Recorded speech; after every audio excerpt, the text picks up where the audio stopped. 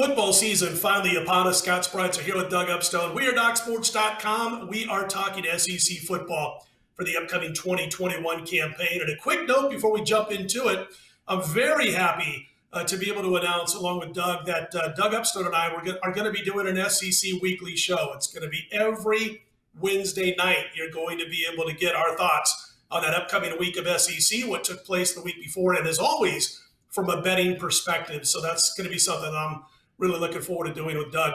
Listen, Alabama was the team to beat, obviously, Doug, last year. They're the team to beat this year. They've been the team to beat for the last decade or so with Nick Saban at the helm. Power rating-wise, Doug, I've got the Tide as a double-digit favorite in every game they play. Power ratings, again, are concerned.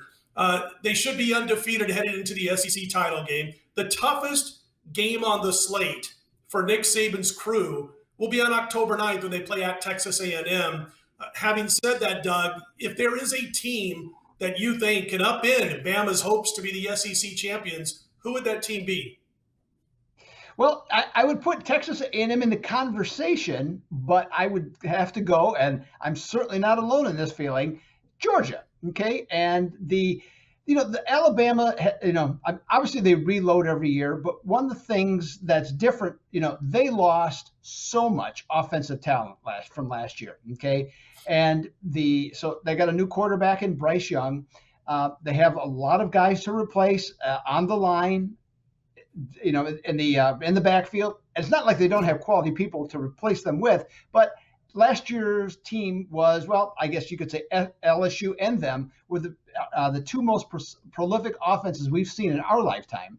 And so that is, so from that standpoint, you wonder if there has to be some regression, okay, certainly on offense. Now, on defense, though, Alabama has, because of the transition to a more offensive style of play that Nick Saban did wisely, is that the defense has suffered. And his defensive coordinator, Paul Golding, for Alabama standards, not quite the strength of team that we're used to seeing, but I think this year it might return. They bring back nearly everybody. They bring back depth, okay, that they acquired from last year with last year's younger players.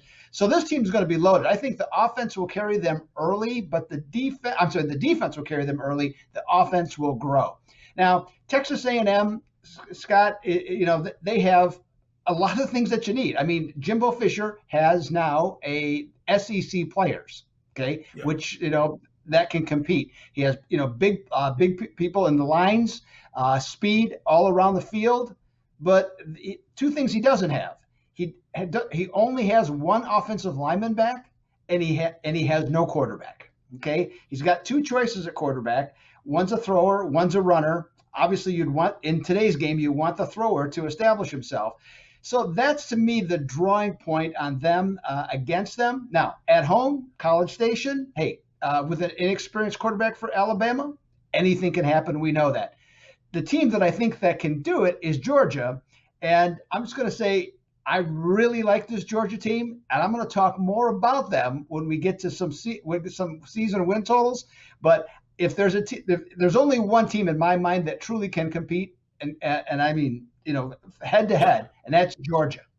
What do you think? And they play in the East. And listen, I got to tell you, we'll get to Georgia as you mentioned in a moment, but I got to tell you that I power rate Georgia 7.5 points better than the next best team in the East, which I have as the Florida Gators. That's on a neutral field. So it's a situation where, Georgia's going to be tough to upend by any of the teams on their slate in the East. We'll talk again a little bit more about them coming up. But I did want to mention real quickly about A&M. I agree with you. 4 new offensive linemen. It's a program that's almost a pipeline now, or it is kind of a pipeline. It's almost at a reload rather than rebuild situation where they are closing in on what Alabama can do when they lose a bunch of starters. Not quite there yet. I don't know if any team will ever get to the level of Nick Saban. But the bottom line is that they do have that game against Bama. It is at home, but they also have a game at Ole Miss in mid-November. And I'm pretty high on Ole Miss this particular season. I'm counting that as a loss for A&M. And of course, at LSU in the season could be a tough game. I think I think A&M loses 2 games this year. But I agree with you that Georgia is the team to beat coming out of the East. Not a whole lot of real stiff competition for Georgia in that division. Now to the good stuff, at least in my opinion, where we can really sink our teeth into it with our money, put our money where our mouth is. Over under wins totals in the SEC, Doug. Going to let you fire away first. Which SEC team are you going to recommend as far as an over under with your money? Well, seeing that I already gave it away, let's surprise everybody and say it's Georgia. So yeah, the Georgia's over under is 10.5. It's juiced up as well to the side of the over. This team returns all 5 offensive linemen. It returns off the entire defensive line. Okay, Sure. the offense, the Kirby Smart, their coach, has figured out that he has to have better offensive players. So the skill level is back to the level, in my opinion, of 2018 when they really should have beaten Alabama for the national championship in that game. And so that's back. They're always going to have a good running game because for the most part they always have very good linemen. Okay, so that's going to take place. Defensively, they have speed everywhere. Last year they had 2 bad games on defense against Alabama and Florida, the 2 strongest offenses in the league last year. Both of the quarterbacks and many of the skill position players from those teams are gone. Okay, so that's to their advantage. I honestly believe, Scott, that I know that Alabama would be favored on a neutral field, and of course they should be. But if you just look at the talent head to head, there is very little to discern it. And so really then it comes down to Saban against Kirby Smart. And Kirby Smart, just has close, but not, and that's not his fault necessarily because you're talking about the greatest coach in the history of college football. But I think they have a legitimate chance because of JT Daniels at quarterback. I think that's the key point with this team.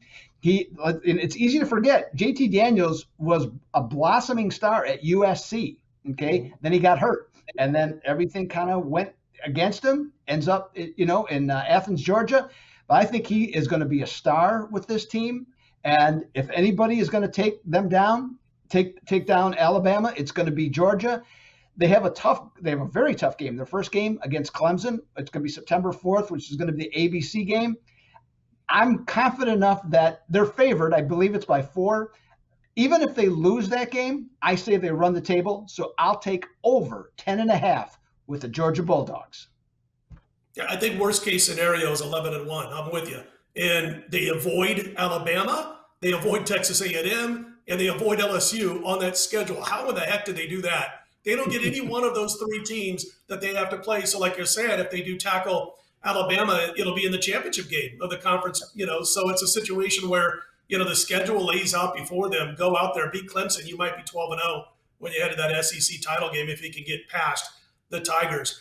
I'm going to stay in that division. I'm going to go with Tennessee here as far as over-under wins totals. It's 6. Juice on the under. I've seen $1.40, and I'm saying it's well worth laying it. I do 6 sets of power ratings in college football. That's been the norm for me for a decade at least. 5 of the 6 power ratings that I do, and I interchange things. How's this guy going to do? How's this unit going to do? Best case scenario with the unit, worst case scenario with their unit on each side of the line of scrimmage. 5 of those 6 have Tennessee winning basically 5 games or less. Even if they top out at my best case scenario, Doug, we're talking 6 wins. And if that happens, we get our money back. We don't win, but we don't lose. I think this team very best wins 5 games this year. They return just 4 starters on offense. That does not include their quarterback. They got 4 quarterbacks vying for the starting spot. And I think the way people are talking, Hendon Hooker, the Virginia Tech transfer, is a little bit ahead of everybody else. At least that's been the reports over the summer. But the skill positions are missing a ton of production. In fact, there's one service out there that focuses on returning production of college football teams, not necessarily returning starters, but returning production. They rate Tennessee 116th in returning production for the 2021 campaign.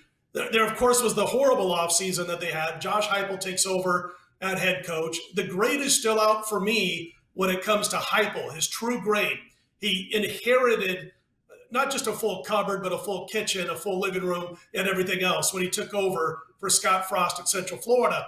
And I don't think he ever had that team playing at the same level. as Scott Frost. The defense had its issues.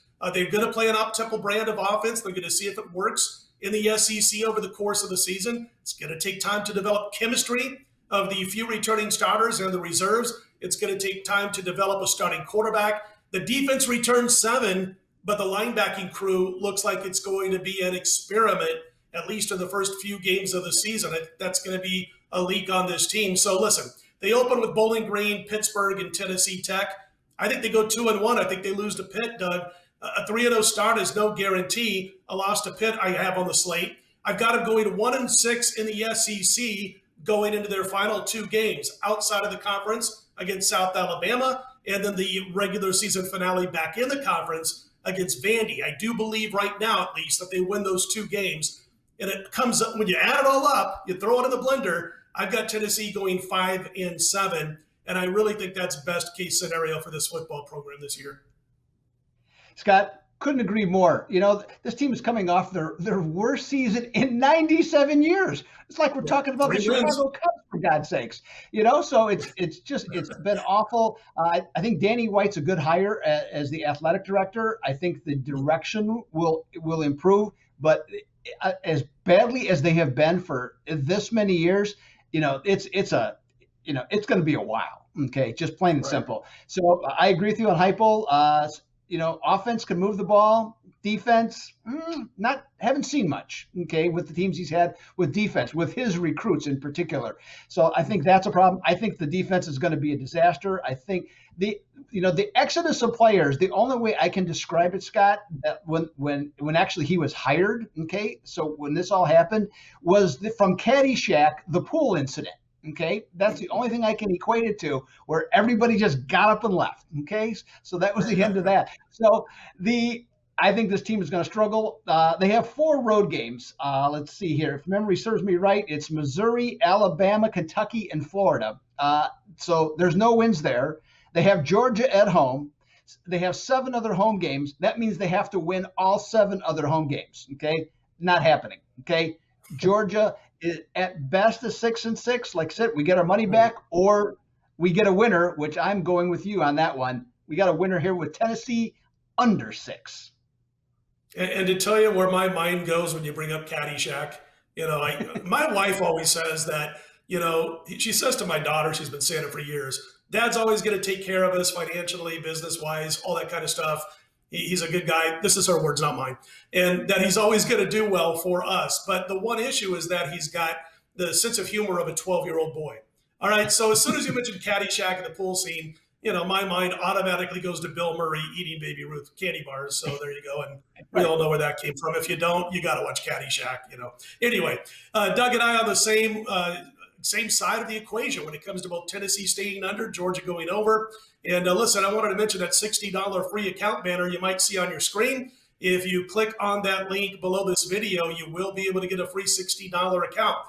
If you're not yet a member at DocSports.com, what it is a real cool way to give DocSports.com a trial run. You click on that link, you get the free $60. You can use it on any of mine, Doug's, anybody else at DocSports.com, our daily packages. So be sure to check that out. Let's have a great run to start the season, preseason underway. And I'll tell you what, I cannot wait to be here every single week covering the SEC from a betting angle with Doug Upstone. Let's put him in the win column, everybody.